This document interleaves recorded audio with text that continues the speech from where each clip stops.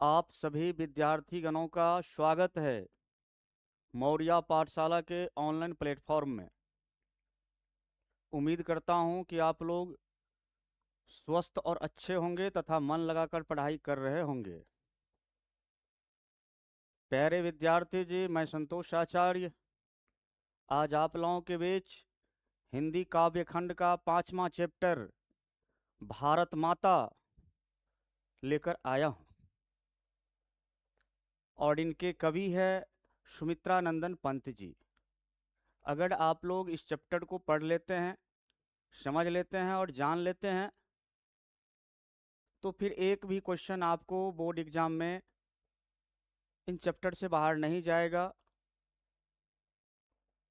तो ये भारत माता पाठ से संबंधित आज की क्लास में 55 बहुत ही महत्वपूर्ण ऑब्जेक्टिव प्रश्न हैं।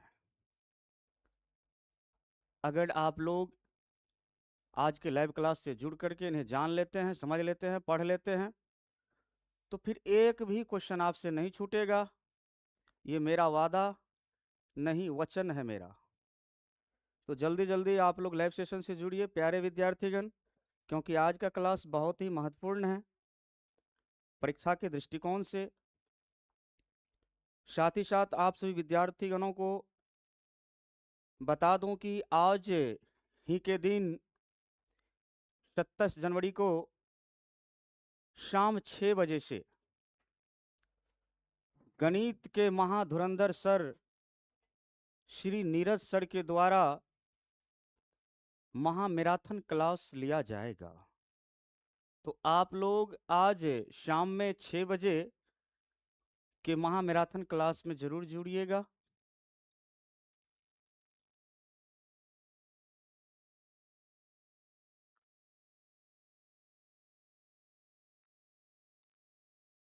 प्यारे विद्यार्थीगण, जल्दी जल्दी आप लोग लाइव सेशन से जुड़िए।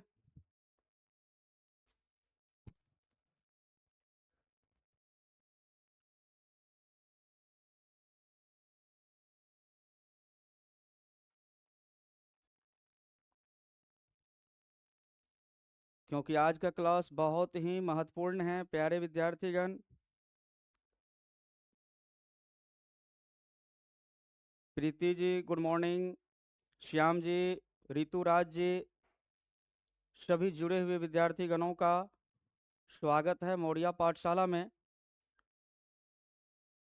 तो आज का जो पाठ है भारत माता, इनसे संबंधित 55 MCQ है और कवि है सुमित्रा नंदन पंत जी। तो चलते हैं आप लोगों को ऑब्जेक्टिव की दुनिया में लेकर। ये रहा पहला ऑब्जेक्टिव प्रश्न आपके स्क्रीन पर। इसका आप लोग जवाब दीजिए। सुमित्रा नंदन पंत का जन्म कब हुआ था? 1899, 1900, 1901, 1902। बताइए सुमित्रा नंदन पंत का जन्म कब हुआ था? आप लोगों का जवाब आनी चाहिए प्यारे विद्यार्थीगण। आप जानते हैं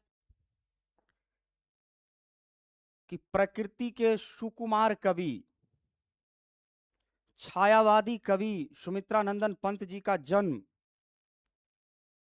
1900 ईस्वी में उत्तराखंड राज्य के अल्मोड़ा जिले के कौसानी ग्राम में हुआ था। तो जवाब आया है प्यारे विद्यार्थीगण, ऋतुराज का जवाब आया है, श्याम ऋतुराज का जवाब आया है, मनु जी, श्याम जी, सबका जवाब आ रहा। अकेला जी गुड मॉर्निंग, गुड मॉर्निंग। तो 1900 ईस्वी सुमित्रानंदन पंत का जन्म कब हुआ था?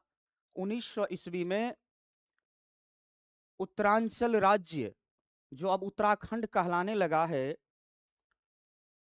तो उनमें एक जिला है अल्मोड़ा जिला और उसी में एक जगह है कौसानी, और उसी कौसानी में सुमित्रानंदन पंत का जन्म हुआ था। इनके जन्म के 6 घंटे बाद ही इनकी माता सरस्वती देवी का देहांत हो गया था तथा इनका लालन पालन इनकी दादी श्री ने की थी। पिता का नाम गंगादत्त पंत थे और कौसानी टी एस्टेट में कह सकते हैं चाहे विकास बोर्ड में अकाउंटेंट के पद पर कार्यरत थे। आगे चलते हैं प्यारे विद्यार्थीगण, 2 नंबर के ऑब्जेक्टिव प्रश्न का जवाब दीजिए आप लोग। सुमित्रा नंदन पंत का जन्म स्थान कहाँ था? कहाँ था जन्म स्थान? कौसानी, अल्मोड़ा, देहरादून, नैनीताल, छपरा, बिहार। आप लोगों को जवाब आनी चाहिए इन सबों का। जवाब आ रहा है श्याम जी का फर्स्ट जवाब आया है, 2 का ए दे रहे हैं। और लोग भी जवाब दीजिए कि सुमित्रा नंदन पंत, जिन्हें छायावादी कवि तथा प्रकृति का सुकुमार कवि भी कहा जाता है, तो इनका जन्म स्थान कहाँ था? भले ही सुमित्रा नंदन पंत जी छायावादी कवि थे, लेकिन इनके विचार उदार मानवतावादी थे, अर्थात ये मानव के विकास में विश्वास रखते थे। जवाब आया है सुनील जी का, श्याम जी का, ऋतुराज जी का जवाब आया है। तो सुमित्रा नंदन पंत का जन्म स्थान कहाँ था? कौशानी, अल्मोड़ा। और ये किस राज्य में है बाबू? ये आपको है उत्तरांचल। किस राज्य में? उत्तरांचल राज्य में है। और आपको बता दूं, ये जो उत्तरांचल है, इसी को अब उत्तराखंड कहा जा रहा है। क्या कहा जा रहा है? उत्तराखंड। ये उत्तर प्रदेश से, ये जो उत्तरांचल राज्य है, ये उत्तर प्रदेश से 2000 ईस्वी में विभाजित होकर के उत्तरांचल राज्य बना। और वर्ष 2007 में, यानी 1 जनवरी 2007 से इसी उत्तरांचल को अब उत्तराखंड के नाम से जाना जाता है। तो जवाब आया है, बिल्कुल सही जवाब दे रहे हैं आप लोग। आगे चलते हैं 3 नंबर के ऑब्जेक्टिव प्रश्न की ओर। 3 नंबर के ऑब्जेक्टिव प्रश्न का जवाब दीजिए। सुमित्रा नंदन पंत का जन्म किस राज्य में हुआ था? राज्य की बातें हो रही है अब। प्यारे विद्यार्थीगण, आप लोगों का जवाब आनी चाहिए। आप लोगों के अंदर दम है तो दम दिखानी चाहिए। आप लोग अगर तैयारी किए हैं तो जवाब बिल्कुल आनी चाहिए। इनसे आपको अपने तैयारी का पता चलेगा, अंदाजा लगेगा कि आप अभी कितने पानी में हैं। जवाब आ रहा है, फास्ट दे रहे हैं आज के क्लास में श्याम जी, बहुत फास्ट जवाब दिए हैं। डी। ऋतुराज जी का डी, सुनील जी का डी आ रहा है। सुमित्रा नंदन पंत का जन्म मैं पूछ रहा हूं, जन्म नहीं राज्य। प्यारे विद्यार्थीगण, राज्य। सुमित्रा नंदन पंत का जन्म किस राज्य में हुआ था, वो आप लोगों को बताना है। तो सुनील जी का ए आया है। तो प्यारे विद्यार्थीगण, जिनका डी आया है वो बिल्कुल सही है। श्याम जी का, ऋतुराज जी का, सबका एकदम डी आ रहा है, बिल्कुल सही है। उत्तरांचल राज्य में हुआ था सुमित्रा नंदन पंत जी का जन्म। उसी उत्तरांचल को अब कहा जाता है उत्तराखंड। अब चलते हैं आपको लेकर 4 नंबर के ऑब्जेक्टिव प्रश्न की ओर। इसका जवाब दीजिए। पंत जी के माता जी का नाम क्या था? पंत जी के माता जी का नाम क्या था बताइए। वंदना देवी, कमला देवी, सरस्वती देवी, कलावती देवी। श्याम जी सी दे रहे हैं। श्याम जी का जवाब आ गया सी। छोटू बाबू गुड मॉर्निंग। ऋतुराज जी का सी आ गया। सुनील जी का भी सी आया है। तो प्यारे विद्यार्थीगण, आप लोगों का सी जवाब आया है, बिल्कुल सही है। पंत जी के माता जी का नाम था सरस्वती देवी। और पंत जी का जो जन्म हुआ, तो जन्म के 6 घंटे बाद ही इनकी माता का देहांत हो गया। और सुमित्रा नंदन पंत जी के अगर बचपन का जो नाम है, अगर उनकी बातें की जाए, तो सुमित्रा नंदन जी के बचपन का नाम था गोसाई दत्त। क्या नाम था? गोसाई दत्त था इनके बचपन का नाम। इनका लालन पालन जो है इनकी दादी श्री ने की। और ये आजीवन कुमारे रहे थे। सुमित्रा नंदन पंत जी आजीवन अविवाहित रहे थे। तो आगे चलते हैं आप लोगों को लेकर के 5 नंबर के ऑब्जेक्टिव प्रश्न की ओर।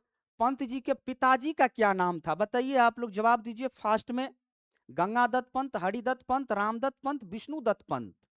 तो सुमित्रा नंदन पंत जी के पिताजी का नाम क्या था? श्याम जी का ए जवाब आया है, ऋतुराज जी का ए, और विद्यार्थीगण जवाब दीजिए सुनील जी का भी ए। बिल्कुल सही है। पंत जी के पिताजी का नाम था गंगादत्त पंत। और यही गंगादत्त पंत जी कौशानी टी एस्टेट में अकाउंटेंट के पद पर थे। T T state, T state मतलब क्या होता है?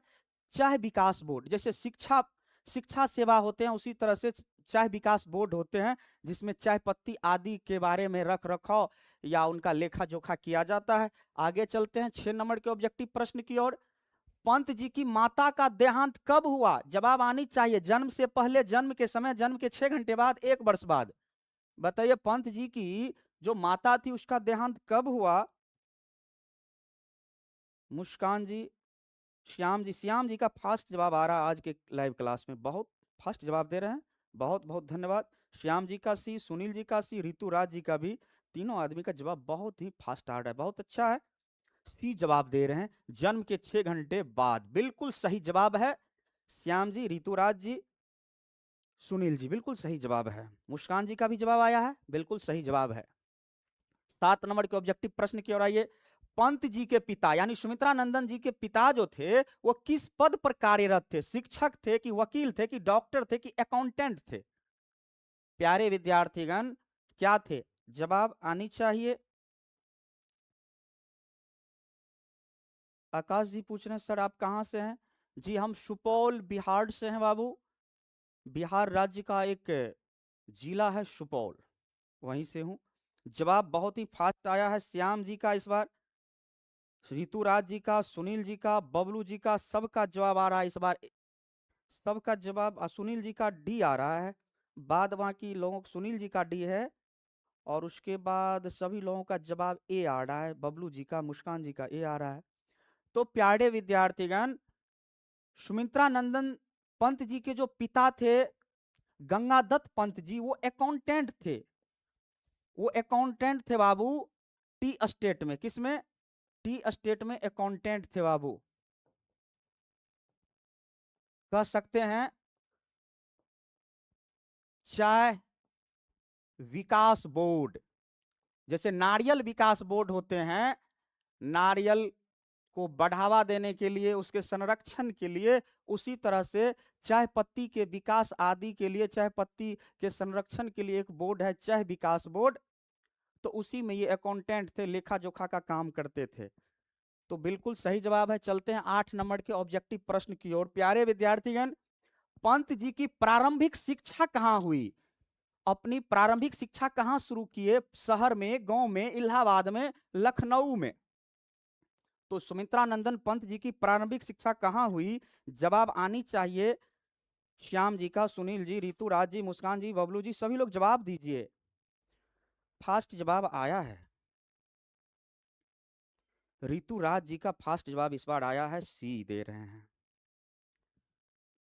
प्यारे विद्यार्थीगण, पंत जी की प्रारंभिक शिक्षा की बातें कर रहा हूं। आप जानते हैं कि सुमित्रा नंदन पंत जी का जन्म हुआ था उत्तरांचल यानी उत्तराखंड के अल्मोड़ा जिले के कौशानी गांव में। और इनकी प्रारंभिक शिक्षा कहाँ हुई थी? तो ऋतुराज जी का और सुनील जी का ए जवाब आया है, ऋतुराज जी का ए है, मुस्कान जी का सी आया, बबलू जी का सी आ गया। तो इस बार आप लोगों के जो आंसर है उसमें मतभेद आ रहा है। तो मैं बता दूं आपको, सुमित्रा नंदन पंत जी की जो प्रारंभिक शिक्षा हुई थी बाबू, वो गांव में हुई थी। प्रारंभिक शिक्षा गांव में हुई थी और हाई स्कूल की शिक्षा जो है बनारस से हुई थी। बनारस से ये अपने हाई स्कूल की शिक्षा पास किए थे बाबू। तो आगे चलते हैं। सुमित्रा नंदन पंत जी ने हाई स्कूल की शिक्षा कहां से प्राप्त की थी? अल्मोड़ा से, कौशानी से, बनारस से, इलाहाबाद से। तो इसका मैंने आप लोगों को बता दिया है कि बनारस से। हाई स्कूल की परीक्षा जो है बनारस से प्राप्त किए थे और हाई स्कूल की शिक्षा प्राप्त करने के बाद ये 9 वर्षों तक काला कांकर राज्य में रहे थे। ये काला कांकर राज्य क्या है? काला कांकर राज्य एक रियासत है। रियासत मतलब पहले के समय में क्या था कि हमारा भारत देश 1000 टुकड़ियों में बटा हुआ था और छोटे छोटे टुकड़ियों का अपना राजा होता था, यानी राजा का शासन था, राजतंत्र था। तो उत्तर प्रदेश में एक प्रतापगढ़ जिला था और उसी जिला के अंतर्गत एक रियासत थी और उस रियासत का नाम था काला कांकर राज्य। और उसी राज्य में 9 वर्षों तक इन्होंने अपना समय भी व्यतीत किया था, सुमित्रा नंदन पंत जी ने। ये रहा 10वां ऑब्जेक्टिव आपके स्क्रीन पर। जवाब दीजिए प्यारे विद्यार्थीगण। भैरव जी गुड मॉर्निंग, जवाब दीजिए। पंत जी कुछ समय तक किस राज्य में रहे? किस राज्य में रहे पंत जी कुछ समय तक? काला कांकर राज्य, राजस्थान, मध्य प्रदेश, कश्मीर। तो बताइए सुमित्रा नंदन पंत जी जो है हाई स्कूल की शिक्षा प्राप्त करने के बाद कुछ दिनों तक, कुछ दिनों का मतलब वह 9 वर्ष तक रहे थे, और वो किस राज्य में रहे थे? जवाब आनी चाहिए आप लोगों का। तो प्यारे विद्यार्थीगण, श्याम जी का, सुनील जी का जवाब आया है ए बिल्कुल सही जवाब है काला कांकर राज्य। ये काला कांकर राज्य बाबू ये रियासत है, ये रियासत है। पहले के समय में छोटे छोटे जगहों पर राजा का शासन होता था, और वहां राजा होते थे और वो रियासत कहलाते थे। तो काला कांकर राज्य एक छोटा सा, प्रतापगढ़ जिला में एक छोटा सा राज्य था, कह सकते हैं कि पहले के समय में एक रियासत थी, और वहां 9 वर्ष तक रहे बाबू। जवाब आया है भैरव जी का भी, ऋतुराज जी का, बबलू जी का, मुस्कान जी का। बहुत बहुत धन्यवाद आप सभी विद्यार्थीगणों का। जवाब आया है बिल्कुल सही है। 11 नंबर का जवाब दीजिए तो आपको मानूं। काला कांकर राज्य उत्तर प्रदेश के किस जिले में स्थित एक रियासत थी? बताइए, ये जो काला कांकर राज्य है वो उत्तर प्रदेश के किस जिले में स्थित एक रियासत थी? प्रयागराज, फतेहपुर, कौशाम्बी और प्रतापगढ़। जवाब आया है श्याम जी का, फास्ट जवाब दिए हैं डी। मुस्कान जी, सुनील जी, सबका जवाब आ रहा है। तो प्यारे विद्यार्थीगण, मुस्कान जी दे रहे हैं बी, सुनील जी का ए आ रहा है, भैरव जी का ए आ रहा है। तो प्यारे विद्यार्थीगण आपको बता दूं, कालाकांकर राज्य जो है उत्तर प्रदेश के किस जिले में स्थित एक रियासत थी बाबू? तो उत्तर प्रदेश के किस जिले में? तो प्रतापगढ़ जिले में थी। अगर आप लोग ये प्रयागराज, फतेहपुर, कौशाम्बी दे रहे हैं तो बिल्कुल गलत है। प्रतापगढ़ जिले में स्थित एक रियासत थी, राजा का शासन था वहां, वही है कालाकांकर राज्य, उसका नाम था। ऋतु राज जी का डी है, लक्ष्मी जी का डी है, बबलू जी का डी है। बिल्कुल सही जवाब है। प्यारे विद्यार्थीगण 12 नंबर के ऑब्जेक्टिव प्रश्न की ओर आइए। सुमित्रा नंदन पंत जी कालाकांकर राज्य, वही कालाकांकर राज्य जो रियासत थी, में कितने वर्षों तक रहे? बताइए, सुमित्रा नंदन पंत जी कालाकांकर राज्य में कितने वर्ष तक रहे? 8 वर्ष, 9 वर्ष, 10 वर्ष, 12 वर्ष। जवाब आनी चाहिए आप लोगों का। ऋतुराज जी का जवाब आया है। Rituraj ji, Bablu ji, Lakshmi ji, NGX good morning, good morning. Muskan ji, Shyam ji, Lakshmi ji, सबका जवाब आ रहा है। श्याम जी बोल रहे हैं 8। जी नहीं, 8 क्यों, 9 वर्ष तक रहे थे। कितने वर्ष तक रहे थे बाबू? 9 वर्ष तक कालाकांकर राज्य में रहे थे। बी ऑप्शन सही होगा। Lakshmi ji good morning, good morning. चलिए अब 13 नंबर का आप लोग जवाब दीजिए। सुमित्रा नंदन पंत जी कालाकांकर राज्य में रहते समय या रहकर किस काव्य कृति की रचना की? सुमित्रा नंदन पंत जो आपको कालाकांकर राज्य में 9 साल बिताए, तो उस समय किस काव्य कृति की रचना की? चिदंबरा की, लोकायतन की, गुंजन की, ग्राम्या? बताइए, आप लोग जवाब दीजिए। ऋतुराज जी बोल रहे हैं ए।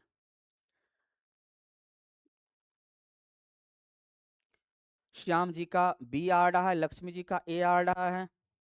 सभी विद्यार्थी गणों से आग्रह है कि आप लोग पढ़ रहे हैं, आप लोग जवाब दीजिए। मुस्कान जी का ए है, लक्ष्मी जी का भी ए है। इस बार ज्यादा विद्यार्थी ए के पक्ष में चल रहा है, और आंसर, सही आंसर क्या होगा वह मैं बताऊंगा। और वो कौन दिए हैं? वो दिए हैं विद्यार्थी जी, श्याम जी का जवाब बिल्कुल सही आया है। NGX का आया है ए, लेकिन श्याम जी का जवाब आया है बी। बी जवाब आया है, श्याम जी का बी आया है। तो प्यारे विद्यार्थीगण और लोग भी जवाब दीजिए। तो देख लेता हूं। शिवम जी राधे राधे। तो सुमित्रा नंदन पंत जी कालाकांकर राज्य में रहकर किस काव्य कृति की रचना की बाबू? तो गुंजन। किसकी रचना की? गुंजन काव्य कृति की रचना की। सबका इस बार गलत हो गया, कोई बात नहीं है, गलती करके ही इंसान सीखता है। मुन्ना खान जी बी दिए थे, तो जी नहीं, बी नहीं, सी होंगे। अब आप कहते होंगे सर चिदम्बरा, चिदम्बरा पर तो उनको, सुमित्रा नंदन पंत जी को भारतीय ज्ञानपीठ का पुरस्कार मिला था। और ये जो लोकायतन है, ये सुमित्रानंदन पंत जी का अंतिम काव्य ग्रंथ है। और ये जो ग्राम्या है, इस ग्राम्या से आपका जो भारत माता पाठ है वो ली गई है, वो संकलित है, लेकिन गुंजन की रचना हुई थी। मुन्ना खान जी बोल रहे हैं कि hi guys, my name is Anjali. चलिए प्यारे विद्यार्थीगण, 14 नंबर के ऑब्जेक्टिव प्रश्न का जवाब दीजिए।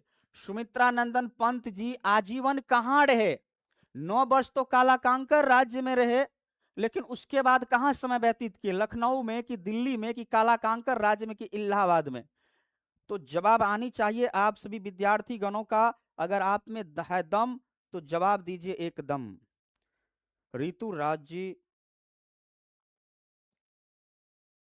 श्याम जी का जवाब फास्ट आया है, सी दे रहे हैं। शिवम जी सी, मुस्कान जी सी दे रहे हैं, अंजलि जी सी दे रहे हैं, लक्ष्मी जी सी दे रहे हैं, भैरव जी का ए है, बबलू जी का डी है। इस बार भी देख रहे हैं कि आंसर में मतभेद हो गया। तो जिसका जिसका इस बार डी जवाब आया है वो बिल्कुल सही है प्यारे विद्यार्थीगण। बबलू जी का डी जवाब आया था, बिल्कुल सही है। क्योंकि सुमित्रानंदन पंत जी जो है अपना आजीवन समय व्यतीत किए थे इलाहाबाद। वही इलाहाबाद जिसका नाम अब क्या हो गया है मालूम है आप लोगों को? यही इलाहाबाद का नाम अब हो गया है प्रयागराज। क्या हो गया है? प्रयागराज। कब से? वर्ष 2018 ईस्वी से सरकार ने इलाहाबाद का नाम बदलकर प्रयागराज रख दिया है। राजा जी डी दे रहे हैं, बिल्कुल आपका भी सही जवाब है। चलते हैं प्यारे विद्यार्थीगण 15 नंबर के ऑब्जेक्टिव प्रश्न की ओर। सुमित्रानंदन पंत का निधन कब हुआ? इनकी मृत्यु कब हुई? 25 नवंबर 1975 को, 29 दिसंबर 1977 को, 26 जनवरी 1979 को, 31 मार्च 1980 को। बताइए सुमित्रानंदन पंत जी का निधन कब हुआ? बिल्कुल सही, शिवम जी बोल रहे हैं प्रयागराज, बिल्कुल सही बोल रहे हैं। श्याम जी का जवाब आया है 15 का बी, फास्ट जवाब दिए हैं श्याम जी। ऋतुराज जी का भी फास्ट जवाब आया है, बी दे रहे हैं। और लोग जवाब दीजिए। बबलू जी का भी फास्ट जवाब आया है, बी दे रहे हैं। लक्ष्मी जी का बी है। सभी लोगों का जवाब आ रहा है इस बार बी, बिल्कुल सही जवाब दे रहे हैं। क्योंकि सुमित्रानंदन पंत जी का जो निधन हुआ था वो 29 दिसंबर 1977 ईस्वी को हुआ था। बिल्कुल सही जवाब है। भैरव जी का भी सही है। 16 नंबर के ऑब्जेक्टिव प्रश्न का जवाब दीजिए प्यारे विद्यार्थीगण। सुनील जी का भी सही है। चलिए 16 नंबर पर आइए। पंत जी किस विचारधारा के कवि माने जाते हैं? बोलिए, पंत जी किस विचारधारा के कवि हैं? प्रगतिवादी, वीर रस के, छायावादी, कैप्सुलवादी? बताइए किस विचारधारा के कवि है? प्रकृति के सुकुमार कवि सुमित्रानंदन पंत जी किस विचारधारा के कवि है? जवाब आ रहा है 16 नंबर का श्याम जी का, शिवम जी, ऋतुराज जी, अंजलि जी, लक्ष्मी जी, पवन जी, एनजीएक्स। सबका जवाब आ रहा है, बिल्कुल सही जवाब है छायावादी। तो छायावादी विचारधारा के कवि माने जाते हैं, लेकिन इनके विचार जो थे उदार मानवतावादी थे। और उदार मानवतावादी के आधार पर ही ये समाजवाद की ओर प्रवृत्त हुए और समाजवाद के बाद अरविंद दर्शन की ओर बढ़े। आगे चलते हैं 17 नंबर के ऑब्जेक्टिव प्रश्न पर।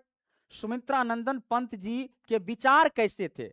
विचार कैसे थे? रूढ़िवादी विचार के थे कि साम्यवादी की धार्मिक की उदार मानवतावादी? तो जवाब आनी चाहिए प्यारे विद्यार्थीगण। छायावादी कवि तो थे, लेकिन विचार कैसे थे इनके? सबका जवाब आ रहा है ऋतुराज जी का सी, श्याम जी का डी, बबलू जी का डी, एनजीएक्स का ए आ रहा है, लक्ष्मी जी का डी, शिवम जी का ए, बबलू जी का डी। तो प्यारे विद्यार्थीगण डी जवाब जो दे रहे हैं वो बिल्कुल सही है, उदार मानवतावादी। यानी कि मानव के नित्य विकास में ये विश्वास रखते थे और उदार प्रवृत्ति के थे, दयालु प्रवृत्ति के थे। पवन जी का भी जवाब आया है डी, बिल्कुल सही जवाब है। भैरव जी का सी आ गया। आगे आइए 18 नंबर में। प्रकृति का सुकुमार कवि किसे कहा जाता है? निराला, भारतेंदु हरिश्चंद्र, जयशंकर प्रसाद, सुमित्रानंदन पंत। किसे कहा जाता है प्रकृति का सुकुमार कवि? क्योंकि प्रकृति से बहुत ही लगाव था, प्रकृति पर आधारित ये रचना किया करते थे सुमित्रानंदन पंत जी। तो आप जवाब दीजिए, जवाब आ रहा है, बिल्कुल जवाब आ रहा है। आया है भैरव जी का, बबलू जी का, श्याम जी का, ऋतुराज जी का, शिवम जी का, सुनील जी, लक्ष्मी जी, पवन जी, सबका जवाब आ रहा है। एनजी एक्स जी का, सबका जवाब आ रहा है सुमित्रानंदन पंत। बिल्कुल सही जवाब है कि प्रकृति का सुकुमार कवि सुमित्रानंदन पंत जी को कहा जाता है।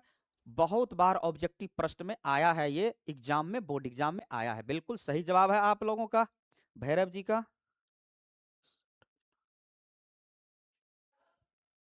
19 नंबर के ऑब्जेक्टिव प्रश्न की ओर आइए। सुमित्रानंदन पंत ने किन कवियों के समान छंदों और शब्द योजना में नवीन प्रयोग किए हैं? सुमित्रानंदन पंत जी ने किन कवि के समान छंद और शब्द का प्रयोग किया है? बताइए। तुलसीदास और सूरदास, जयशंकर प्रसाद और सूर्यकांत त्रिपाठी निराला, मैथिली शरण गुप्त, रामधारी सिंह दिनकर। तो बताइए, सुमित्रानंदन पंत जी ने किसके समान छंदों और शब्दों का प्रयोग किया है? 19 नंबर का जवाब आ रहा है श्याम जी का, ऋतुराज जी का और शिवम जी का।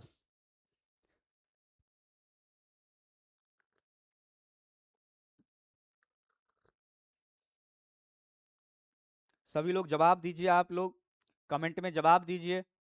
प्यारे विद्यार्थीगण, आप लोगों का जवाब आनी चाहिए। अगर आप लोग पढ़ रहे हैं तो जवाब आनी चाहिए।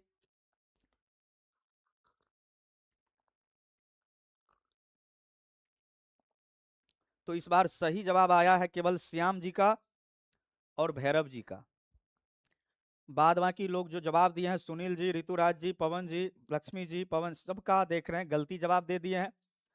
सुमित्रानंदन पंत जी ने छंद और शब्द का जो प्रयोग किए हैं वो है जयशंकर प्रसाद और सूर्यकांत त्रिपाठी निराला। ये जो दोनों कवि है, इन्हीं के समान जिस तरह से ये छंद और शब्द का प्रयोग किए हैं जयशंकर प्रसाद और सूर्यकांत त्रिपाठी निराला, उसी तरह से छंद और शब्द का प्रयोग किए हैं सुमित्रानंदन पंत जी। एनजीएक्स का भी सही जवाब आया है, बिल्कुल सही। चलिए आगे 20 नंबर के ऑब्जेक्टिव प्रश्न की ओर आइए। पंत जी मानव सौंदर्य से किस विचारधारा की ओर बढ़े? मानव सौंदर्य से किस विचारधारा की ओर बढ़े? राष्ट्रवाद, समाजवाद, अध्यात्म और भक्ति। पंत जी जो थे वो मानव सौंदर्य से किस विचारधारा की ओर बढ़े? जवाब दीजिए।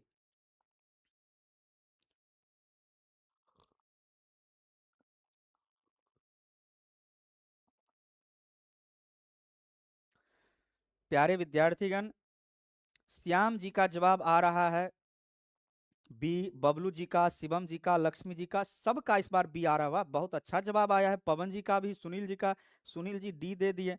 प्यारे विद्यार्थीगण, सुमित्रानंदन पंत जी के बारे में मालूम होनी चाहिए। मानव सौंदर्य से ये समाजवाद की ओर बढ़े।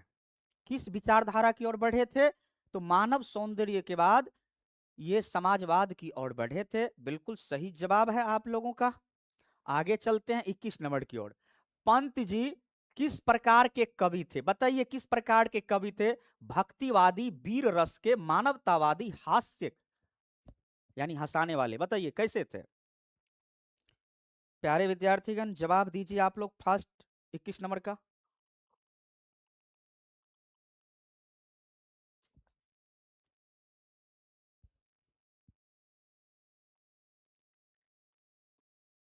एनजीएक्स का जवाब आया है ए। श्याम जी का जवाब सी है, बबलू जी का सी है, शिवम का ए है, लक्ष्मी जी का सी है, बबलू जी का सी है। तो बिल्कुल सही जवाब दे रहे हैं आप लोग सी। क्योंकि पंत जी जो थे, सुमित्रानंदन पंत जी, वो मानवतावादी कवि थे। मानव के नित्य विकास में विश्वास रखते थे। छायावादी थे लेकिन उदार मानवतावादी थे। 22 नंबर के ऑब्जेक्टिव प्रश्न की ओर आइए। पंत जी का अंतिम काव्य ग्रंथ कौन सा है? कौन सा अंतिम काव्य ग्रंथ है? ग्राम्या, गुंजन, लोकायतन, युगवाणी। प्यारे विद्यार्थीगण, जवाब आनी चाहिए आप लोगों का। रुकना नहीं है, हार्ड के मंजिल को रख देना है फाड़ के, याद रखना। जवाब आया है NGX का सी। और लोग जवाब दीजिए, देख लेता हूं कि कौन कौन जवाब देते हैं। और सब विद्यार्थीगण जवाब दीजिए, देख लेता हूं आपके भी याद करने की ताकत को।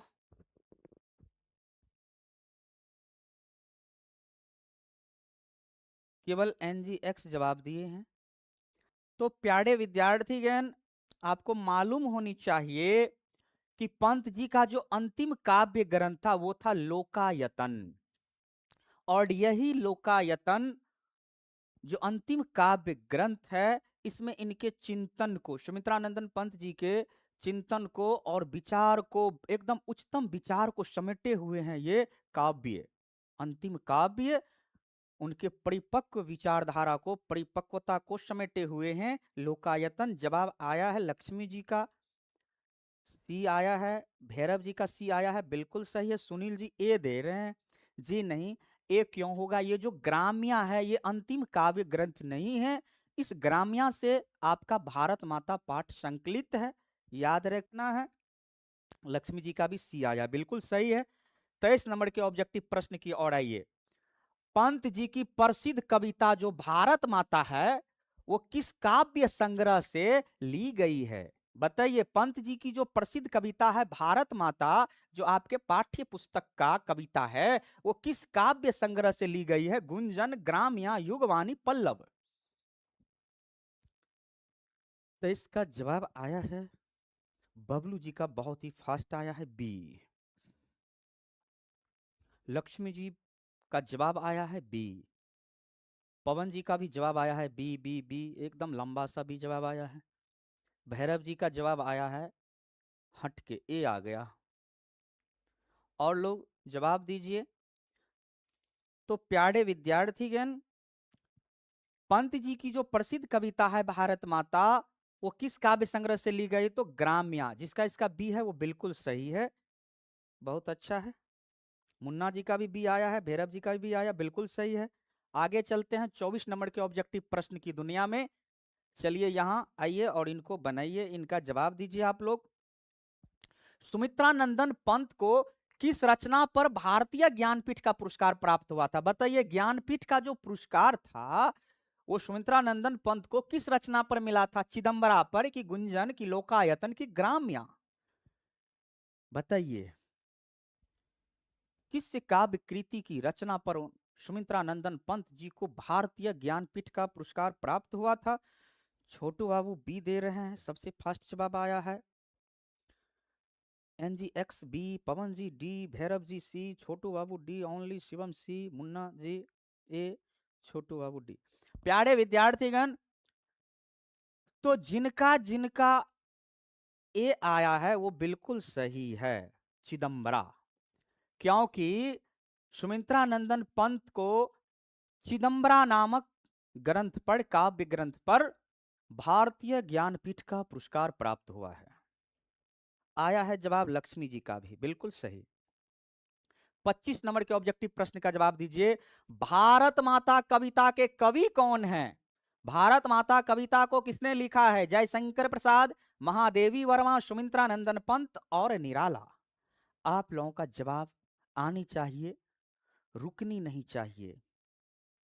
जवाब तो आ ही गया, बबलू जी का फास्ट सी, पवन जी का सी सी सी लंबा सी, लक्ष्मी जी का सी, शिवम जी का भी सी सी सी। और लोग भी जवाब दीजिए। बबलू जी का सी, इस बार सभी लोग सी के पक्ष में जा रहे हैं, सी पर ताला लगा रहे हैं सभी लोग। तो बिल्कुल सही है, भैरव जी का भी सी आया है, बिल्कुल आप लोग सही जवाब दिए हैं, सुमित्रानंदन पंत, क्योंकि भारत माता कविता के कवि है सुमित्रानंदन पंत जी। छायावादी कवि है और प्रकृति के सुकुमार कवि भी हैं वो। आइए 26 नंबर के ऑब्जेक्टिव प्रश्न की ओर आइए। कविता में भारत माता को किस रूप में चित्रित किया गया है? भारत माता कविता में भारत माता को किस रूप में चित्रित किया गया है? नगरवासिनी, ग्रामवासिनी, पर्वतवासिनी, वनवासिनी? जवाब आनी चाहिए। भारत माता को किस रूप में चित्रित किया गया है, वर्णित किया गया है? श्याम जी का ए आया है, बबलू जी का बी आ गया है। अंजलि जी का ए है, भैरव जी का ए और बी दोनों है। तो प्यारे विद्यार्थीगण, आप लोग भारत माता कविता का जो पहला ही पंक्ति है उसमें पहला ही पंक्ति है वो पढ़े होंगे कि भारत माता ग्राम वासनी, यानी सच्चे भारत का दर्शन गांव में होता है। भारत माता कहाँ बसती है? गांव में। भारत माता ग्राम वासनी, खेतों में फैला है श्यामल, धूल भरा मेला सा आंचल, गंगा यमुना में आंसू जल, मिट्टी की प्रतिमा उदासीनी। यही ना है पहला लाइन। आगे चलते हैं प्यारे विद्यार्थीगण। मुन्ना खानियानी अंजलि जी बोल रहे हैं सर मैं न्यू स्टूडेंट हूं। कोई बात नहीं है प्यारे विद्यार्थीगण, अगर आप लोग नए हैं तो आप सभी नए विद्यार्थियों से मेरा आग्रह है, गुजारिश है, तमन्ना है कि वो इस चैनल को, मौर्या पाठशाला चैनल को सब्सक्राइब कर ले। अगर आपका मन माने तो सब्सक्राइब कर लें, और थोड़ा अगर लाइक का मन करे तो वो भी दबा दीजिए। और आइए यहाँ जवाब दीजिए। तो कविता में भारत माता को किस रूप में चित्रित किया गया है? तो भारत माता ग्राम वासनी, यानी सच्चे भारत का दर्शन कहां होता है? गांव में होता है। सबका जवाब आया है, बिल्कुल सही जवाब है। आगे चलते हैं 27 नंबर पर। खेतों में फैला है श्यामल। तो इसमें जो श्यामल है इसका कहता है अर्थ क्या होगा? बताइए श्यामल का अर्थ क्या होगा प्यारे विद्यार्थीगण?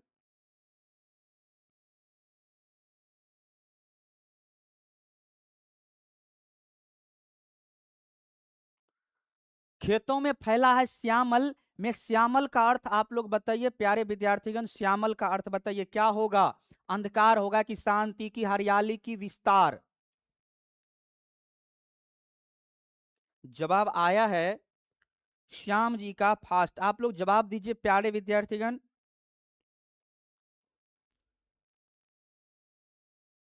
भैरव जी का डी आया है, श्याम जी का सी है, पवन जी का सी है, यश जी का बी है। तो श्यामल का अर्थ होता है बाबू हरियाली। जो सी जवाब दिए वो बिल्कुल सही है। 28 नंबर के ऑब्जेक्टिव प्रश्न की ओर आइए। भारत माता के आंचल को कैसा बताया गया है? कि भारत माता का आंचल कैसा है?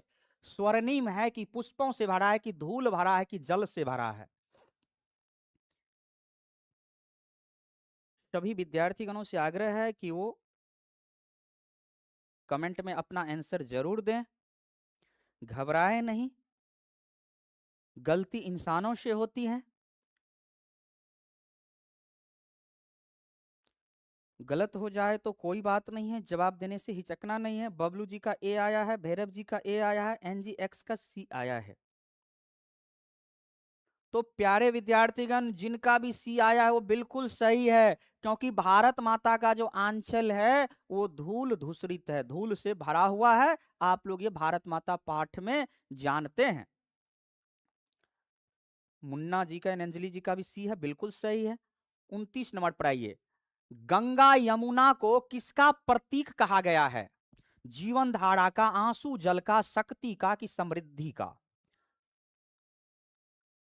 तो गंगा और यमुना जो है भारत माता की दो आंखें हैं, और ये दोनों आंखें किसका प्रतीक है?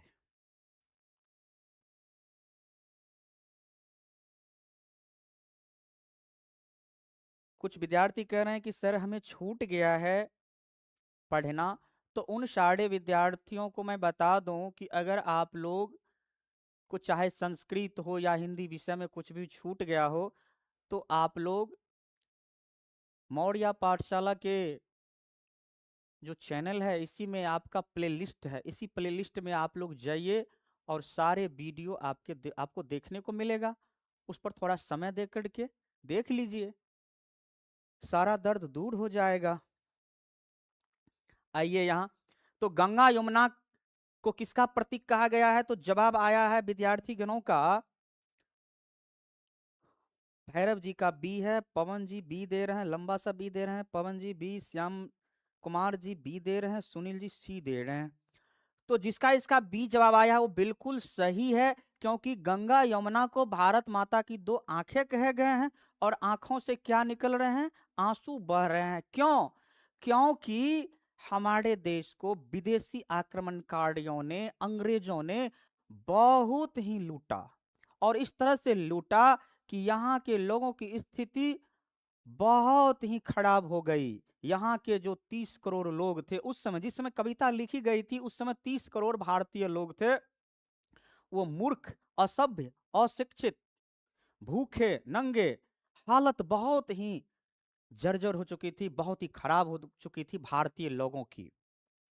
आगे चलते हैं 30 नंबर के ऑब्जेक्टिव प्रश्न की ओर आइए, इसका जवाब दीजिए, इसमें अपना जलवा दिखाइए। भारत माता को किसकी प्रतिमा कहा गया है, यानी मूर्ति, किसकी मूर्ति कही गई है, बताइए। स्वर्ण की मूर्ति, पत्थर की मूर्ति, की मिट्टी की मूर्ति, की रजत की मूर्ति यानी चांदी की मूर्ति, बताइए। भारत माता को किसकी प्रतिमा कहा गया है, जवाब आनी चाहिए। तो भारत माता को किसकी प्रतिमा कहा गया है, तो मिट्टी की प्रतिमा कहा गया है। किसकी प्रतिमा, मिट्टी की प्रतिमा कहा गया, बिल्कुल सही जवाब है आप लोगों का। चलिए 31 नंबर पढ़ाइए। सुमित्रानंदन पंत ने मिट्टी की प्रतिमा उदासीनी किसे कहा है, किसको कहा है कि मिट्टी की प्रतिमा उदासीनी, यानी मिट्टी के मूर्ति के समान उदासीन बनी हुई है।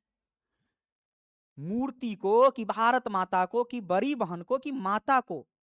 सुमित्रानंदन पंत जी जो भारत माता कविता शीर्षक के कवि है, इसमें मिट्टी की प्रतिमा उदासनी किसे कहा है, मूर्ति को, कि भारत माता को, कि बड़ी बहन को, कि माता को। तो जवाब आ रहा है 31 का, बबलू जी दिए हैं बी, दुर्गेश जी का बी है, श्याम जी का, भैरव जी बी दे रहे हैं, पवन जी का बी है, नीतीश जी का सी है, बबलू जी का बी है, एनएक्स जी का सी है। तो प्यारे विद्यार्थीगण, सुमित्रानंदन पंत ने मिट्टी की प्रतिमा उदासनी भारत माता को कहा है, क्योंकि भारत माता पराधीन थी, अंग्रेजों के गुलाम थे उस समय, और ये अपने भूखे, नंगे, मूर्ख, असभ्य, अशिक्षित अपने संतान के लिए, भारतीय लोगों के लिए कुछ नहीं कर पा रहे थे। और ये चिंता से ग्रसित होकर किसी वृक्ष के नीचे अपना सिर झुकाए खड़ी थी भारत माता। भारत माता किसके नीचे सिर झुकाए खड़ी थी, तो वृक्ष के नीचे, चिंता से। 32 नंबर पढ़ाइए आप लोग। 30 कोटि संतान नग्न तन, यानी 30 करोड़ संतान नंगे, यह पंक्ति किस शीर्षक कविता से ली गई है, बताइए किस शीर्षक कविता की है। 30 कोटि संतान नग्न तन, यह पंक्ति किस शीर्षक कविता से है, भारत माता, स्वदेशी, जनतंत्र का जन्म, हिरोशिमा। जवाब आनी चाहिए। जवाब आया है दुर्गेश जी का ए, भैरव जी का ए आया है, बिल्कुल सही जवाब है। भारत माता के 30 करोड़ संतान जो है वो भूखे, नंगे, आधे पेट खाकर, असभ्य, अशिक्षित बने हुए थे, दरिद्रता और गरीबी से जकड़े हुए थे, लेकिन अपने भारतीय संतान के लिए भारत माता कुछ नहीं कर पा रही थी, क्योंकि भारत पर अंग्रेजों का शासन था और ये शोषण कर रहे थे भारतीय लोगों का। श्याम जी का भी ये जवाब आया है, बिल्कुल सही जवाब है। चलते हैं 33 नंबर के ऑब्जेक्टिव प्रश्न की ओर। ग्रामिया किसकी रचना है, ये जो ग्रामिया काव्य ग्रंथ है, किसकी रचना है, रामधारी सिंह दिनकर, घनानंद, बद्री नारायण चौधरी, प्रेमघन, सुमित्रानंदन पंत। तो ग्रामिया किसकी रचना है, सभी लोग जवाब दीजिए। तो सुमित्रानंदन पंत की रचना है, बिल्कुल सही जवाब है आप सभी विद्यार्थीगणों का, बिल्कुल सही जवाब आ रहा है आप लोगों का। चलिए 34 नंबर की ओर। कवि सुमित्रानंदन पंत समाजवाद से किस दर्शन की ओर प्रवृत्त हुए, यानी बढ़े। कवि सुमित्रानंदन पंत जी समाजवाद से किस दर्शन की ओर बढ़े, जैन दर्शन, अरविंद दर्शन, चैतन्य दर्शन, सांख्य दर्शन, बताइए किस दर्शन की ओर बढ़े। 33 का जवाब आया है, 34 का जवाब दीजिए प्यारे विद्यार्थीगण।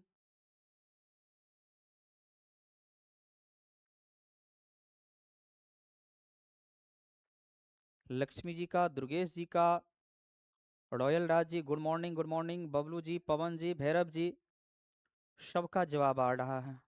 34 का सी जवाब दे रहे हैं। लक्ष्मी जी सी दे रहे हैं।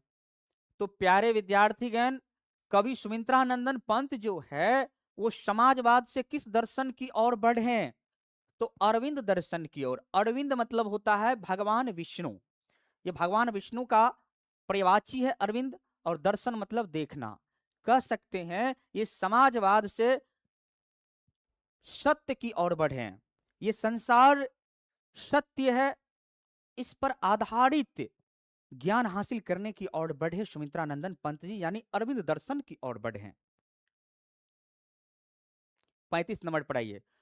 सुमित्रानंदन पंत की प्रमुख काव्य कृतियां कौन सी है? रचना बताइए। सुमित्रानंदन पंत की प्रमुख काव्य कृतियां कौन सी है? गुंजन, ग्राम या चिदंबरा, इनमें सभी?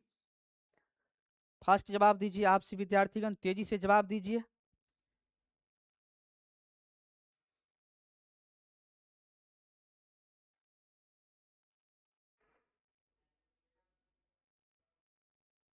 जवाब आ रहा है बबलू जी का, दुर्गेश जी का, श्याम जी का, भैरव जी का, सबका जवाब आ रहा है डी।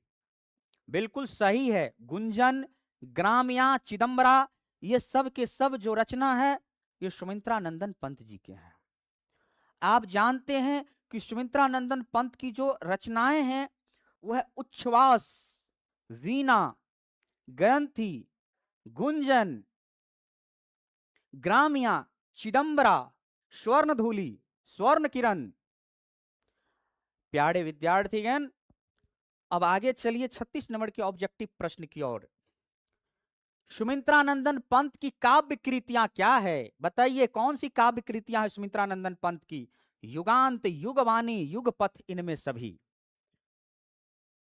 सुमित्रानंदन पंत की काव्य कृतियां कौन कौन है? युगांत, युगवाणी, युगपथ, इनमें सभी? जवाब आ रहा है श्याम जी का, एनजी एक्स जी का, भैरव जी का, बबलू जी का, दुर्गेश जी का, पवन जी का, सबका जवाब आ रहा है। बिल्कुल सही जवाब है इनमें सभी। युगांत, युगवाणी, युगपथ, लोकायतन, ग्राम्या, ये सब के सब सुमित्रानंदन पंत जी की रचनाएं हैं। 37 नंबर के ऑब्जेक्टिव प्रश्न की ओर आइए। कवि सुमित्रानंदन पंत के अनुसार कौन अपने घर में प्रवासनी बनी हुई है? कवि सुमित्रानंदन पंत ने किसे अपने ही घर में प्रवासनी कही है, यानी विदेशनी कही है, बेगानी कही है? किसे? फ्रांसीसी, अंग्रेज को, कि भारत माता को, कि जापानी को? किसे सुमित्रानंदन पंत जी ने अपने ही घर में प्रवासनी कही है, कि अपने ही घर में बेगानी हो गई हो और अपने ही घर में तुम कुछ नहीं कर पा रही हो और तुम पर दूसरों का शासन चल रहा है? ये किसको कहे हैं सुमित्रानंदन पंत जी ने? तो जवाब आया है बबलू जी का, दुर्गेश जी का, भैरव जी का, एनजीएक्स जी का, श्याम जी का, मुस्कान जी का, सबका जवाब आ रहा है सी। जवाब दे रहे हैं भारत माता। बिल्कुल भारत माता को बोल रहे हैं कि तुम अपने ही घर में बैगानी हो गई हो, विदेश नहीं बन गई हो। 38 नंबर की ऑब्जेक्टिव प्रश्न की और आइए विद्यार्थीगण। युग युग के तम से बिसनन मन, यानी युग युग के अंधेरा से मन विषाक्त हो गया है, यह पंक्ति किस स्थिति को दर्शाती है? बताइए।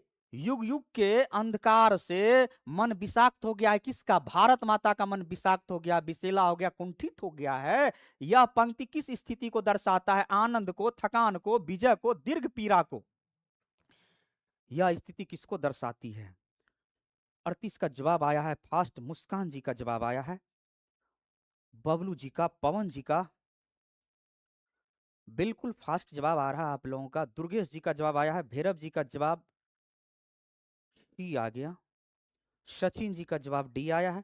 तो प्यारे विद्यार्थीगण, जिसका भी डी जवाब आया है बिल्कुल सही है। दीर्घ पीड़ा, युग युग के तम से विष्णन मन, भारत माता का मन क्या हो गया? युग युग के अंधेरा से, यानी बहुत दिनों तक इस पर जो है विदेशियों का शासन रहा, तो भारत माता का मन क्या हो चुका है? द्रवित हो चुका है, कुंठित हो चुका है, पीड़ा, पीड़ा से ग्रसित हो चुकी है और अपने संतान के लिए कुछ नहीं कर पा रही है। तो 38 का डी जवाब आया है। भैरव जी का, दुर्गेश जी का भी, सचिन जी का भी बिल्कुल सही है। 39 नंबर पर आइए। गंगा यमुना को कवि ने किसके मानक रूप में प्रस्तुत किया है? भारत माता के दो हाथों, भारत माता के दो पैरों, भारत माता के दो आंखों, इनमें सभी? तो बताइए गंगा यमुना को कवि सुमित्रानंदन पंत जी ने किस मानक रूप में प्रस्तुत किया है, पेश किया है? Sachin ji good morning, good morning, जवाब आनी चाहिए प्यारे विद्यार्थीगण। भरत प्रसाद यानी खुशी जी गुड मॉर्निंग, गुड मॉर्निंग, जवाब दीजिए प्यारे विद्यार्थीगण। तो गंगा यमुना को कवि ने किसके मानक रूप में प्रस्तुत किया है?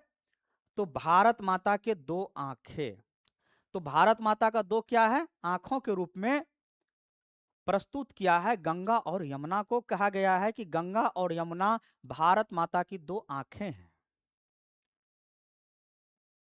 बबलू जी का, भैरव जी का, खुशी जी का, सबका जवाब आया है सी, बिल्कुल सही जवाब है। चलते हैं 40 नंबर के ऑब्जेक्टिव की ओर।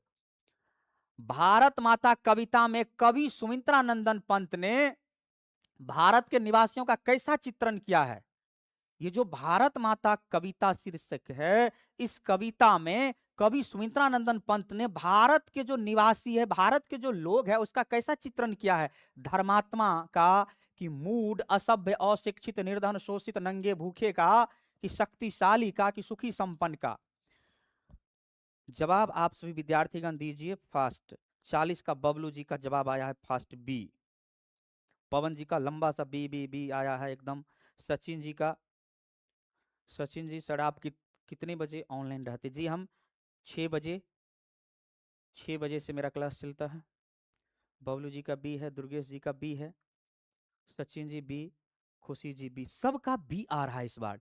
बिल्कुल सही जवाब है आप लोगों का, क्योंकि भारत के 30 करोड़ संतान जो है मूढ़ यानी मूर्ख, असभ्य, अशिक्षित, निर्धन, शोषित और नंगे भूखे हैं, दरिद्रता से, गरीबी से जकड़े हुए हैं, और भारत माता अपने संतानों के लिए कुछ नहीं कर पा रही है, क्योंकि भारत माता पराधीन हो चुकी है, दूसरों के अधीन है। इस पर अंग्रेजों का शासन चल रहा है, विदेशियों का शासन चल रहा है, इसलिए भारत माता चिंतित हैं और वृक्ष के नीचे अपना सिर झुकाए खड़ी है। 41 नंबर पर आइए, इसका जवाब दीजिए। कवि सुमित्रानंदन पंत के अनुसार भारत माता की कितनी संतानें दरिद्रता यानी गरीबी से, दीनता से और अभाव से ग्रसित है? बताइए भारत माता की कितने संतानें जो है दरिद्रता और अभाव से ग्रसित है? 30 करोड़, 10 करोड़, 20 करोड़, 25 करोड़? तो भारत माता कविता जिस समय लिखी जा रही थी उस समय भारत की जनसंख्या थी बाबू 30 करोड़, इसीलिए कहा गया है कि 30 करोड़ संतान जो है वो दरिद्रता और अभाव से ग्रसित हैं। सबका जवाब आया है, खुशी जी का ए, भैरव जी का ए, पवन जी का, सचिन जी का, बबलू जी का, सबका ए जवाब आ रहा है, बिल्कुल सही जवाब है। चलिए 42 नंबर के ऑब्जेक्टिव प्रश्न की ओर आइए। भारत माता की आंखें क्यों झुकी हुई है? क्यों झुकी हुई भारत माता की आंखें? बताइए, ईर्ष्या से झुकी है, कि घृणा से झुकी है, कि चिंता से झुकी है, कि अंधकार से झुकी है? भारत माता की आंखें क्यों झुकी हुई है? जवाब आप लोगों का आनी चाहिए फास्ट। भारत माता की आंखें क्यों झुकी हुई है बाबू? जवाब दीजिए आप लोग, क्यों झुकी हुई भारत माता की आंखें? बबलू जी का जवाब आया है सी, दुर्गेश जी का जवाब आया है सी, एनजीएक्स का ए आ गया, बबलू जी का सी है, खुशी जी का डी है, पवन जी का डी है, सचिन जी बी दे रहे हैं, भैरव जी का सी आया है। तो प्यारे विद्यार्थीगण आप लोगों को बता दूं कि भारत माता की जो आंखें हैं वो चिंता से झुकी ही बाबू, चिंता से, क्योंकि अपने संतानों के लिए कुछ नहीं कर पा रही है, पराधीन है, इसीलिए चिंतित है। चलिए 43 नंबर पर आइए। भारत माता सारे जग की क्या है, यानी सारे संसार की क्या है भारत माता? देवी है, कि मां है, कि बहन है, कि इनमें से सब है? बताइए भारत माता सारे जग की क्या है, सारे संसार की क्या है? जवाब आया है बबलू जी का बी, पवन जी NGXC, और विद्यार्थीगण जवाब दीजिए प्यारे विद्यार्थीगण। बबलू जी का बी आया है, तो भारत माता सारे जग की मां है, बिल्कुल सही जवाब है। पवन जी का बिल्कुल सही जवाब है। आगे चलते हैं 44 नंबर पर। भारत माता कहां निवास करती है, यानी सच्चे भारत का दर्शन कहां होता है? शहर में, पहाड़ पर, कि गांव में, कि नदी में? जवाब दीजिए आप लोग, सच्चे भारत का दर्शन कहां होता है? सच्चा भारत कहाँ बसता है? जवाब आ रहा है बबलू जी का सी, राजू जी सी, बबलू जी का सी, दुर्गेश जी का सी, सबका जवाब आ रहा है इस बार सी जवाब आ रहा है। सचिन जी का भी सी आया है, बिल्कुल सही जवाब है। सच्चे भारत का दर्शन कहाँ होता है? गांव में होता है। भैरव जी का भी सी आया है, बिल्कुल सही है। चलिए 45 नंबर के ऑब्जेक्टिव प्रश्न की ओर। सुमित्रा नंदन पंत के अनुसार भारत माता किसकी मूर्ति है बाबू? उदास माटी की, सुख समृद्धि की, उदारता की, त्याग की। तो भारत माता किसकी मूर्ति बनी हुई है? तो आप लोग भारत माता कविता में पढ़ रहे हैं, भारत माता ग्रामवासिनी, भारत माता ग्रामवासिनी, बिल्कुल भारत माता गांव में बसती है। और उन्हीं में आप जानते हैं मिट्टी की प्रतिमा उदासिनी, यानी मिट्टी की मूर्ति के समान उदासीन बनी हुई भारत माता। तो ए जवाब होगा। भारत माता किसकी मूर्ति है? तो उदास माटी की मूर्ति है। सबका जवाब आया है, बबलू जी का जवाब, दुर्गेश जी का, एनजीएक्स का, सचिन जी का, सबका जवाब आया, बिल्कुल सही जवाब दे रहे हैं। चलिए 46 नंबर की ओर। स्वर्ण सस्य परपत तलुंठित पंक्ति किस स्थिति को दर्शाती है? बताइए। स्वर्ण सस्य पर पद तलुंठित, यानी हरी भरी फसलों को पैरों तले रौंदा जा रहा है, हरी भरी फसलों को पैरों तले रौंदा जा रहा है। यह पंक्ति किस स्थिति को दर्शाती है? समृद्धि को दर्शाती है कि विदेशी शोषण को दर्शाती है कि स्वतंत्रता को कि उत्सव को दर्शाती है? बताइए, जवाब दीजिए। 46 नंबर का आप लोग जवाब दीजिए प्यारे विद्यार्थीगण। जवाब आया है बबलू जी का बहुत ही फास्ट, बी। आज की क्लास में सभी विद्यार्थी, कभी बबलू जी फास्ट हो रहे हैं, कभी श्याम जी फास्ट हो रहे हैं, कभी दुर्गेश जी फास्ट दे रहे हैं जवाब। सब एकदम फास्टर विद्यार्थी जुड़े हुए हैं आज के क्लास में। दुर्गेश जी का ए है, सचिन जी का डी है, एन जी एक्स का ए है, भैरव जी का बी है, पवन जी का बी है। तो बिल्कुल सही जवाब दे रहे हैं, विदेशी शोषण। विदेशियों ने क्या किया? भारत माता को शोषण किया, इनको लूटा और पूरी तरह से बदहाल कर दिया। 47 नंबर पर आइए प्यारे विद्यार्थीगण। कविता में भारत माता का जो मन है वो किससे कुंठित हो गया है? किससे कुंठित हो गया है बाबू? बताओ। संघर्ष से, अन्याय से, भूख से, पराधीनता से। मतलब छोटा पड़ गया है मन। कुंठित मतलब छोटा। भारत माता का मन बहुत ही छोटा पड़ गया है क्योंकि वो अपने संतान के लिए कुछ नहीं कर पा रहे हैं।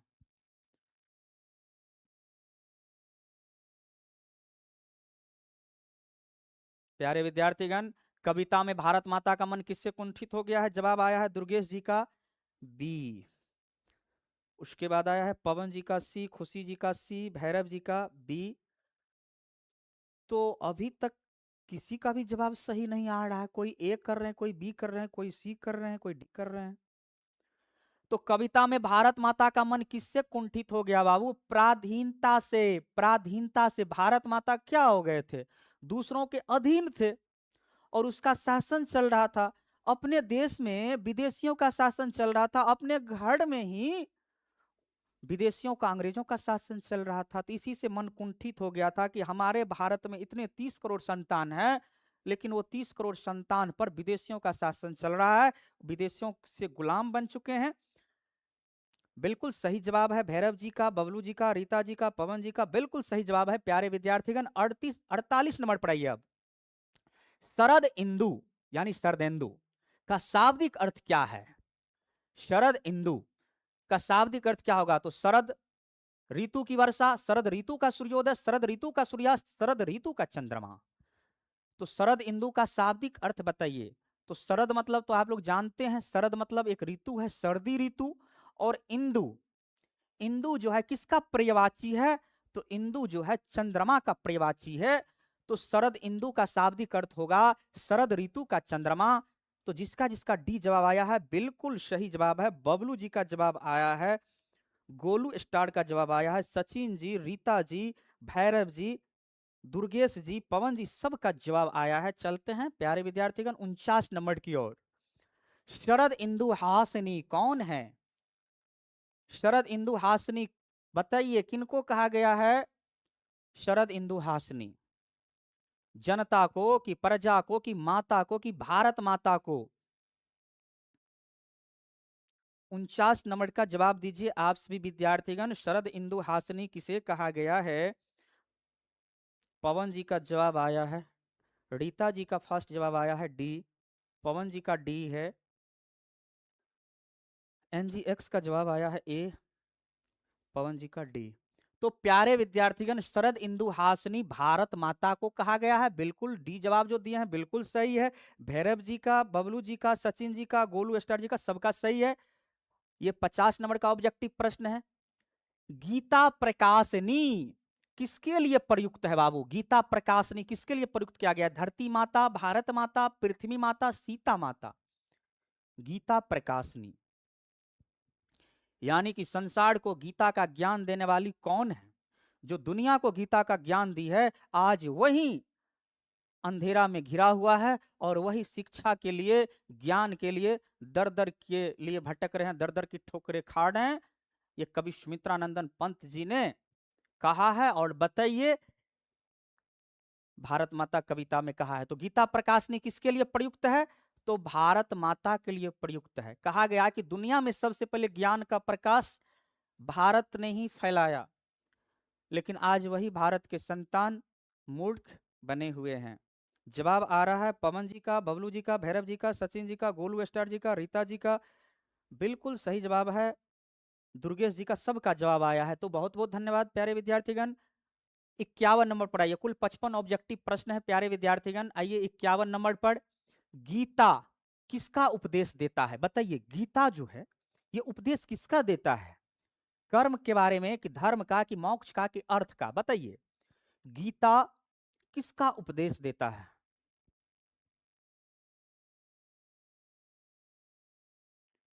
तो गीता में किसका उपदेश है? जवाब आ रहा है बबलू जी, पवन जी, रीता जी, सबका जवाब आया है बी। बी बिल्कुल बी जवाब दे रहे हैं। सचिन जी का बी है, भैरव जी का ए है, सबका जवाब आ रहा है। तो प्यारे विद्यार्थीगण, दुर्गेश जी बी दे रहे हैं। तो गीता किसका उपदेश देता है बाबू? कर्म का उपदेश देता है। कहता है कि कर्म करते रहो, फल की कामना मत करो, फल की कामना मत करो, कर्म करो। कर्मण्यवा कर्मण्यवाधिकृतास्ते, यानी कि कर्म करते रहना है। 52 नंबर पर आइए। भारत मां के श्रेष्ठ मुख की तुलना कवि ने किससे की है? बताइए, भारत मां के श्रेष्ठ मुख, यानी भारत मां का जो मुख है, इसकी तुलना कवि ने किनसे की है?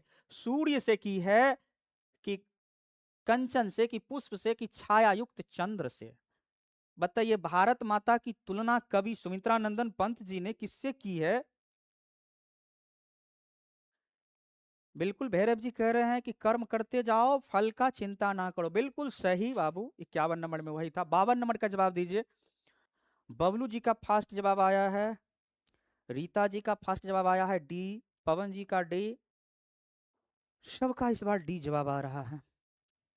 बिल्कुल सही जवाब है छाया युक्त चंद्र, यानी चंद्रमा।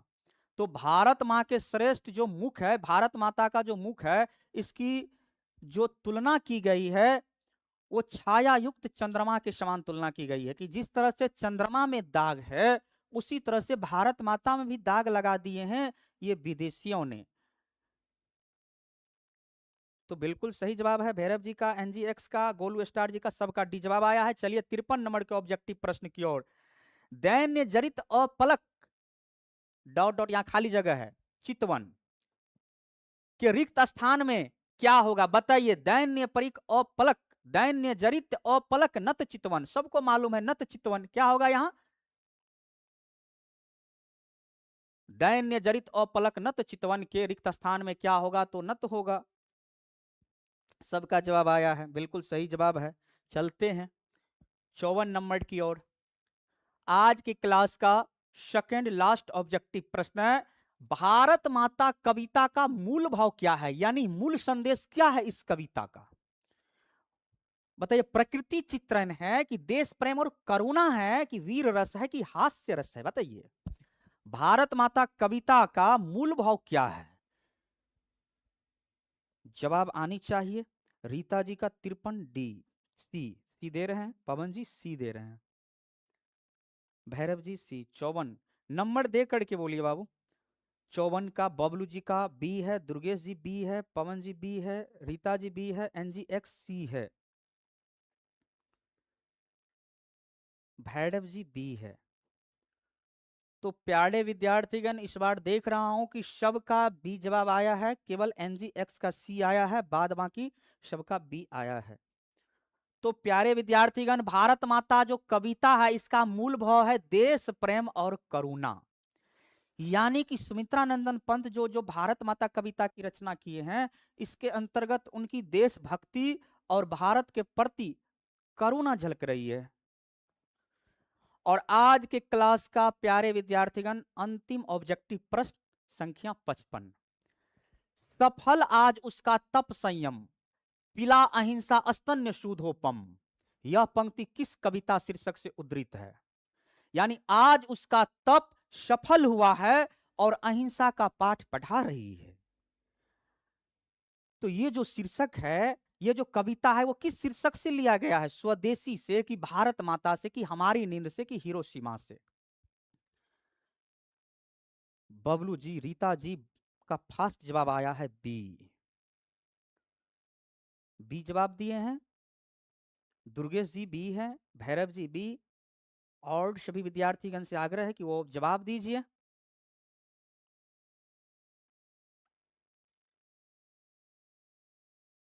भैरव जी बी, ललेश जी डी दे रहे हैं। प्यारे विद्यार्थीगण, सफल आज उसका तप संयम, पिला अहिंसा स्तन्य शूधोपम। यानी कि भारत माता का जो तप है वो सफल हो गया है, क्योंकि आज भारत माता अहिंसा का पाठ पढ़ा रही है। और यह जो पंक्ति है वो किस कविता से ली गई है? तो वो भारत माता कविता से ली गई है। तो प्यारे विद्यार्थीगण, 55 ऑब्जेक्टिव प्रश्न आप लोगों को भारत माता पाठ से बताया गया है आज के लाइव क्लास में।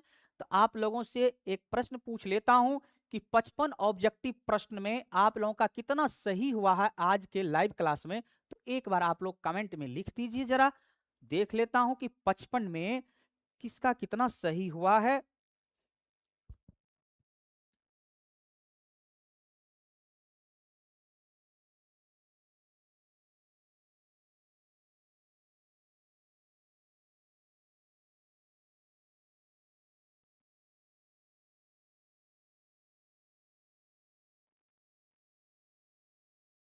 जवाब दीजिए प्यारे विद्यार्थीगण।